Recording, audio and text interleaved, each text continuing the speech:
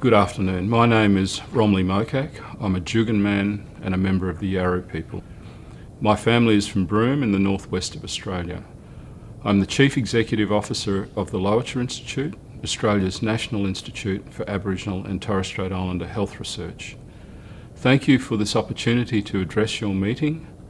I congratulate the World Federation of Public Health Associations, its Governing Council and its President, Professor Michael Moore, on the establishment of the Indigenous Working Group.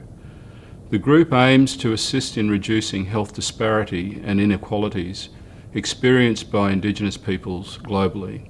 This is a much-needed initiative that will strengthen global Indigenous leadership and networks for the benefit of Indigenous peoples everywhere. The purpose of the Lowitja Institute is to value the health and well-being of Australia's Aboriginal and Torres Strait Islander peoples, and as such we have a responsibility to provide leadership for the benefit of our First Nations. We extend our purpose to our Indigenous family around the world and are committed to supporting initiatives that will strengthen Indigenous leadership globally. The need for leadership by and close collaboration with Indigenous peoples is one of the key recommendations of the most comprehensive account of Indigenous and tribal health globally published to date. This report, titled Indigenous and Tribal Peoples' Health, the Lancet Lowitja Institute Global Collaboration, a population study published in 2016, was a collaboration between the medical journal The Lancet and the Lowitja Institute. The data covers some 154 million Indigenous peoples, representing about 50% of the global Indigenous population, and included for the first time data about the scheduled tribes in India. It brought together 65 experts from across the world.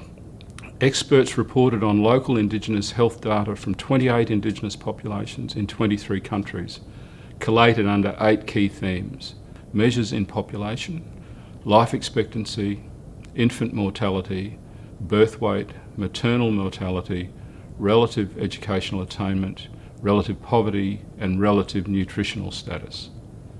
The purpose of this research was to establish a clear picture on Indigenous and tribal health and to establish where the gaps in information are.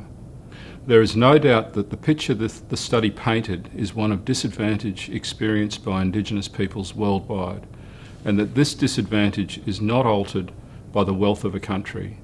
The results between rich, medium and low-income countries do not differ greatly when comparing Indigenous populations to benchmark populations. The report recognises the criticality of Indigenous leadership, empowerment and participation in governance, as well as the need for strong Indigenous data systems to inform health policies and programs.